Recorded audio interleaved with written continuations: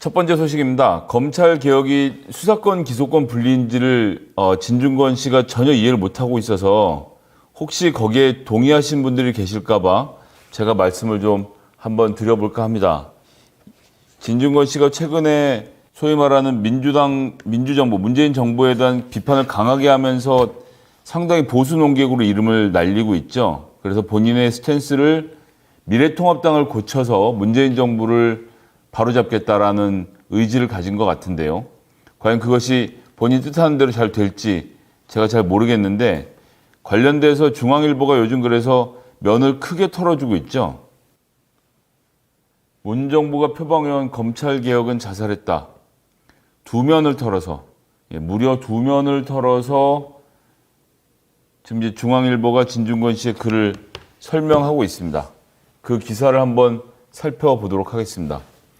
퍼스펙티브, 진중권, 개가 주인을 물었다. 검찰개혁은 자살했다. 첫 문장부터 맞는 게 하나도 없어요. 법무사에서 벌어진 검사장 폭행 사태는 검찰개혁의 민낯을 보여줬다라고 하면서 고작 강요미수의 장관의 수사지휘권이 발동됐다. 강요미수의 수사지휘권이 발동된 건입니까? 검찰의 가장 살아있는 권력인 윤석열 총장의 최측근, 검색창에 검색을 해봐도 나오는 최측근에 대해서 서울중앙지검이 수사하려고 하니까 처음엔 윤석열 검찰총장이 그럼 나는 이 수사에 대해서는 나는 배제하고 우리 대검 부장님들 알아서 잘 해주세요라고 이야기를 했다가 한동훈 검사 본인의 핸드폰을 압수당한 지경이 되니까 갑자기 태도를 바꿔서 전문 수사 자문단을 구성하는데 원해하면서 서울중앙지검이 수사를 못하게 방해를 했죠. 그래서 추미애 장관이 총장님, 본인 측근 관련된 일이니 이번 건에 대해서는 수사를 좀 지휘하지 마시고 지켜보시죠. 라고 했던 거가 고작 강요미수의 장관 수사 지휘권이 발동됐다로 둔갑을 합니다. 말장난의 대가죠. 말장난의 대가. 수사심의원의 권고는 무시됐다는 것이고요. 그리고 영장 집행에 폭력이 동원되고 영장 집행에 폭력이 동원된 겁니까? 아니면 영장을 집행하는데 집행을 받아야 되는 사람이 말을 듣지 않고 마음대로 핸드폰 조작하는 것을 그것도 부장검사가 막은 겁니까? 원래는 부장검사는 이 현장에 나가지 않습니다. 압수수색 현장에. 하지만 상대방이 한동훈이라는 검사장이라는 호칭은 원래 없는 거죠. 검사 중에 그래도 하여튼 잘 나가는 검사였기 때문에 윤석열 총장의 최측근이었기 때문에 직접 부장검사가 현장에 나가서 압수수색의 예우를 갖춘 거죠. 그런데 사무실 전화기로 전화하면 될 것을 본인 핸드폰에서 비밀번호 누르는 동작을 취한 것을 제지하는 과정에서 생긴 일을 영장 집행에 폭력이 동원됐다. 말장난 귀재입니다, 진짜. 압수수색은 불법 감청의 소지를 남겼다. 압수수색은 불법 감청의 소지를 남겼다. 이것은 영장이 나온 겁니다. 검찰이 한동훈 씨가 검찰에게 핸드폰은 빼앗겼지만 비밀번호를 풀어주지 않아서 아이폰의 비밀번호를 푸는 데는 서너 달의 시간이 걸리고요. 그 비용도 수억 원을 호가하는 것으로 알려져 있습니다. 그런 아이폰의 비밀번호를 풀어주지 않아서 저간에 주고받은, 특히 이동재 기자와 주고받은 카톡 내용에 대해서 확인해 볼 필요가 있다는 것을 법원도 인정해서 한동훈 씨의 핸드폰에서 유심 카드를 빼서 다른 핸드폰에 집어넣어 카카오톡의 인증번호를 받아서 로그인해서 최근 카카오톡 내용을 살펴보아도 된다라는 것이 영장에 적시된 내용이었습니다. 그러니까 검사가 한 것이 아니고 법원이 한동훈이 핸드폰을 안 열어주니 그 내용을 들여다볼 수 있는 다른 방법을 영장을 내서 허가해 준 것인데 그걸 또 태연하게 압수수색은 불법 감청의 소지를 남겼다고 했습니다. 불법 감청은 아니었던 거죠. 본인도 그건 알거든요. 그러니까 소지를 남겼다는 식으로 해서 마치 불법 감청이 벌어지고 있는 것처럼 하지만 영장이 나온 것이기 때문에 적법 감청이었습니다. 적법한 행위에 대해서 불법 감청의 소지가 남았다는 것처럼 말을 호도하는 것이죠. 사실을 호도하기 위해 가해자가 병원에 입원하는 코미디까지 연출됐다. 제가 지금 말씀드렸지만 이것은 영장 집행을 방해하고 핸드폰에서 뭔가를 지우려고 했던 한동훈 검사에 대해서 정직은 부장검사가 이것을 막으면서 양쪽 간에 벌어진 일이었던 것인데 이것은 또 어느 순간 가해자로 둔갑을 한 겁니다. 이 사건으로 이른바 정권의 민주적 통제를 받는 검찰의 모습이 적나라하게 드러났다라고 말을 하는 것이죠. 정권의 민주적 통제를 받는 것은 너무나도 당연한 일입니다. 검찰의 독립 보장은 정부의 통제 하에서의 독립 보장을 하는 것입니다. 즉, 정부가 어떤 사건을 묻어라, 덮어라라고 말하는 것이라면 저항해야겠지만 기본적으로 민주적 통제에 따라야 되는데 그 사실 자체를 인정하지 않는 그런 비꼬는 문장으로 시작이 되는 것이죠. 그리고 검찰개혁은 실패했다는 명제를 얘기하면서 여론조사 얘기를 합니다. 여론조사에서 검찰개혁이 잘 됐다 잘못됐다는 여론조사 기관마다 묻는 질문마다 다르게 나옵니다. 그중에서 유리한 MBC 대답을 한 것이죠. 노무현 전 대통령은 개혁에는 자기 희생이 따른다는 것을 잘 알았다라고 하면서 문재인 정부는 희생의 의지가 없다라고 이야기를 합니다. 제가 최근에 가장 불편하게 생각하는 것은 진중권 선생이 마치 노무현 대통령을 존경했던 사람인 양 말하는 것입니다. 노무현 대통령이 집권하던 당시에 진중권 선생 했던 이야기들을 지금 다시 떠올려 보면 정말 부하가 치미는데요. 그런데 이제 시간이 지나서 본인도 소위 노무현파리에 동참을 하는 겁니다.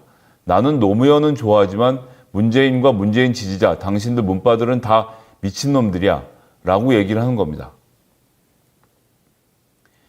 그러면 이 사람은 문재인 정부가 지나고 나서 다른 민주정부가 들어서면 문재인을 칭송하면서 그 민주정부를 비판할 사람입니다. 그 증거를 하나 지금 직접 제가 보여드리겠습니다.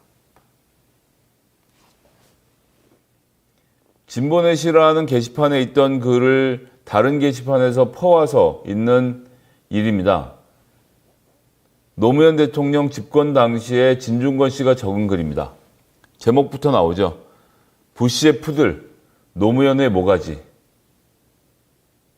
그래서 김선일 씨라는 분이 납치됐던 이야기를 하는데 이것이 이라크 파병의 문제라고 말을 하는 것이죠.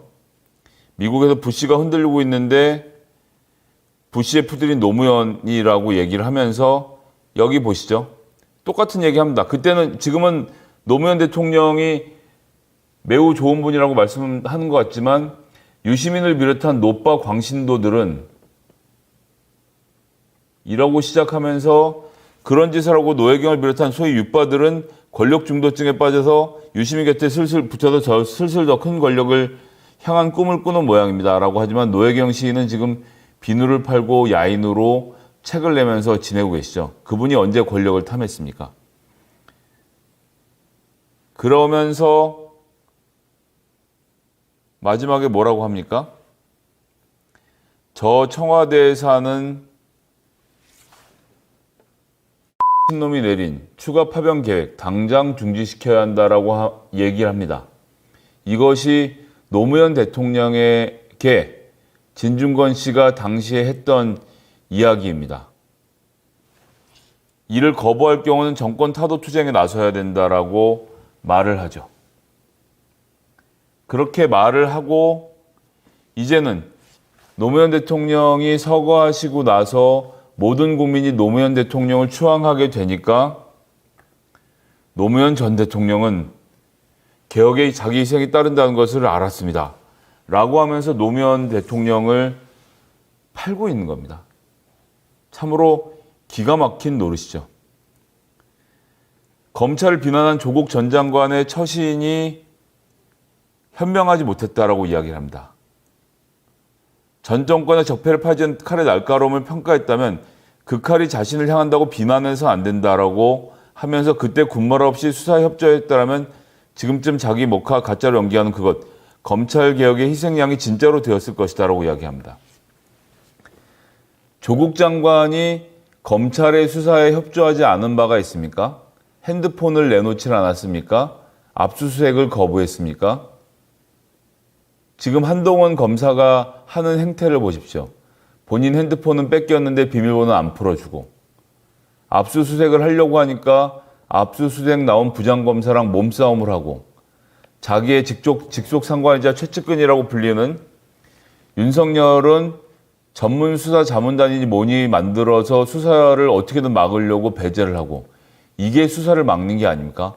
어느 대목에서 도대체 조국 전 장관이 검찰의 수사에 협조하지 않았다고 이런 마타도어를 퍼뜨리는 겁니까? 그 칼이 자신을 향했다고 조국 장관이 비난을 했습니까? 검찰의 수사를 받는 기간 동안 조국 장관은 단 한마디도 하지 않고 그 모든 것을 묵묵히 감내했습니다. 그리고 재판에 들어가서 본인의 주장을 이야기하고 있을 뿐입니다. 그리고 그 과정에서 벌어졌던 그 난도질의 주역인 검찰과 언론에 대해서 검찰은 특히나 법정에서 증거가 나오는 때에 맞추어서 본인의 주장을 하고 있을 뿐인데, 어찌 진중권 씨는 그때 군말 없이 수사에 협조했다라면서 이런 말도 안 되는 얘기를 하는 겁니까? 그 칼이 자신을 향한다고 비난을 언제 했습니까? 기사에 맞는 것이 한 줄도 없는 사람인 것입니다. 검찰의 주인은 국민이 아니라 정권이라고 마타도어를 만들지만 검찰의 주인은 국민이 맞죠. 그런 의미에서 진중권 씨의 제목인 개가 주인을 물었다는 맞는 이야기입니다. 왜냐하면 검찰이 주인인 국민들을 물고 있기 때문인 겁니다. 검찰에 대놓고 권력에 충성하는 개가 되라고 요구하는 것이 아닙니다. 지금도 진중권 씨는 검찰개혁의 본질을 이해 못하고 있는 겁니다. 검찰개혁의 본질은 수사권과 기소권의 분리, 수사권을 경찰에 넘겨주고 수사권을 가진 경찰과 기소권을 가진 검찰이 서로 대립하고 견제하면서 권력을 나누라는 이야기를 하는 것이 바로 검찰개혁의 본질입니다. 수사권이 검찰에 없으면 검찰이 정권의 개가 될 필요도 없는 것입니다. 수사권이 없는 검찰을 개로 삼아서 무엇을 하겠습니까? 개라는 것의 전제는 수사권이라는 것을 갖고 있다. 즉 사냥개라는 전제가 있는 겁니다. 하지만 지금 문재인 정부는 검찰을 인권을 지키는 보루로 돌리려고 하는 것입니다. 경찰의 무리한 수사를 견제하고 영장 청구권과 기소권을 가지고 경찰을 견제하라는 본연의 역할, 전 세계 모든 검찰이 하고 있는 역할을 검찰이 하도록 만들려고 하고 있는 것인데, 진중권은 아직도 개타령을 하고 있는 것입니다. 왜냐하면 검찰이 수사권을 가져야 하기 때문에. 같은 엘리트들로 구성된 검찰과 지식인들은 뗄래야 뗄 수 없는 사이인 겁니다. 그래서 다른 많은 지식인도 검찰이 사냥개를 못하게 한다, 이빨을 뽑으려고 한다라는 이야기의 전제는 검찰이 사냥개, 즉 수사권을 가진 집단으로 남아야 한다라는 것이 전제로 깔려 있는 것이고, 모든 국민들이 이제 이미 이해하고 있는 검찰과 경찰의 수사권, 기소권 분리를 진중권 씨만 이해를 못하고 있는 것입니다. 여기 보시죠. 검찰개혁은 서민과 별로 관계가 없다고 하면서 서민의 인권 침해는 주로 경찰에서 이루어지기 때문이다. 약촌 어거리 사건, 삼례 나라 수포 사건, 화성 8차 사건 등 죄 없는 이들이 3.1인법 누명을 쓴 것은 경찰의 강압수사였고, 개혁론자들, 검찰이 희생자로 꼽는 것은 노무현, 광노현, 김상곤, 한명숙, 정현주, 조국 등 파워 엘리트 등이라고 얘기를 하고 있습니다. 자, 보시죠. 지금 예를 든 약촌 어거리 사건, 삼례 나라 수포 사건, 화성 8차 사건은 진상이 규명됐고 경찰이 해명을 했고 관련자들이 처벌을 받았습니다. 왜냐하면 기소권을 검찰이 갖고 있기 때문이죠. 하지만 멀리 갈 곳도 없이 법무부 차관 김학의의 성접대 처벌받았습니까? 경찰이 그렇게 압수수색 영장 하나 내달라는 것을 검찰이 가로막아서 아무것도 해결하지 못한 채 지나가는 것 아닙니까? 장자연 씨 사건 어떻습니까? 검찰이 덮으려고 했던 사건 중에 해결된 게 있습니까? 이 말은 정말 정확한 말입니다. 서민의 인권 침해는 주로 경찰에서 이루어지고 있기 때문에 그 인권 침해를 감시하고 감독하는 역할을 검찰이 해야 된다라고 이야기를 하는 겁니다. 기소권을 가지고 공판을 담당하는 것이 검사의 역할이고, 그런 과정에서 경찰이 수사권을 남용하는지 안 남용하는지를 견제하라고 있는 것이 검찰인 것인데, 기소권을 들고 있는 검찰이 경찰처럼 수사권까지 다 들고 있으니까 기소하기 전에 자기 마음대로 수사를 해보고 별건 수사를 하고 사람을 조지는데 아무도 견제할 수 없었기 때문에 검찰이 무소불위의 권력을 가진 것 아닙니까? 그래서 이 두 가지를 분리하자는 이야기를 한 것이 문재인 정부의 검찰 개혁인데, 그것을 진중권 씨는 전혀 이해를 못한 채 서민의 인권 침해를 하고 있는 경찰을 문제 제기를 하는데, 그 경찰을 막을 것이 검찰이라니까요. 다만 전제는 수사권을 경찰에게 넘겨줘서 경찰과 검찰이 비등한 힘을 가졌을 때 서로를 견제하면서 한 발 더 앞으로 나아갈 것으로 보는 것이라는 겁니다. 그래서 이런 과정에서 진중권 씨는 또 이렇게 얘기합니다. 공수처도 검찰과 똑같이 수사권과 기소권을 갖는데 어떤 부류가 올지도 뻔하다라고 얘기하는 겁니다. 여러분, 공수처는 영원불멸의 조직이 아닙니다. 수사권과 기소권이 분리되어 있지 않은 상태에서 검찰을 수사할 수 있는 권력이 아무도 없기 때문에, 검찰을 수사하고 영장을 받아낼 권력기관이 아무도 없기 때문에, 검사 자체에게 압수수색 영장을 청구할 것이 검사 본인밖에 없기 때문에 공수처를 지금 만드는 겁니다. 공수처가 만들어져서 공수처가 검사를 기소하는 단계가 1단계이고요. 이후에 수사권과 기소권이 완전히 분리가 되고 검찰과 경찰이 힘이 대등해지면 그때 공수처가 필요할까요? 그건 그때 가서 다시 논의해야 하는 문제인 겁니다.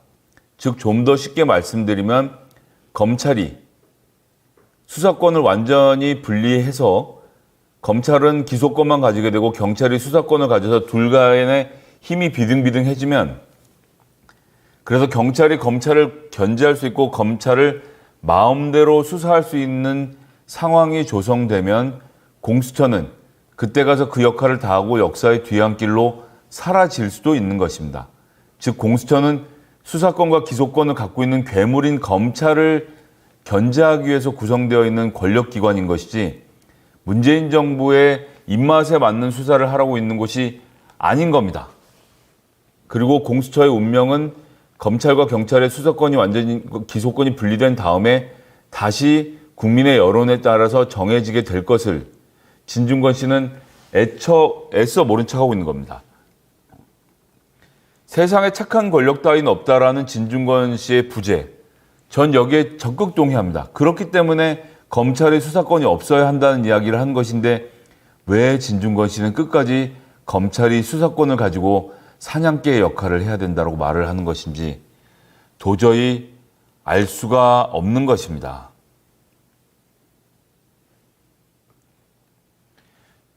마무리는 이렇게 짓습니다. 여당의 정치인들은 지금까지 노무현의 죽음을 정치적 알리바리로 활용해왔다. 그의 죽음을 내세워 검찰을 싸잡아 악마화하고 그 악의 희생자 역할을 연기해 자신들의 비리를 겨냥한 검찰의 칼을 무력화했다. 이것이 그들이 말하는 개혁이다. 그들이 하는 것은 개혁은 노무현이 하려던 그 검찰 개혁이 아니다. 우리가 속은 것이다. 경찰로 수사권이 넘어가면 경찰은 문재인 정부를 안 때릴 것 같습니까? 권력기관의 속성은 힘을 가지면 반드시 무엇인가를 찌르게 되어 있는 것입니다. 경찰은 정권 견제를 못하고 검찰만 할 수 있다. 왜? 검찰에는 서울대 법대가 많거든요. 엘리트들이 많거든요. 서울대 나온 진중권의 눈에는, 서울대를 나온 많은 진보 논객들과 엘리트들의 눈에는 서울대 법대 나온 사람들이 많이 있는 검찰은 정권에 맞서 싸울 수 있지만, 그렇지 않은 경찰은 그럴 힘이 없다고 생각하는 겁니다. 왜?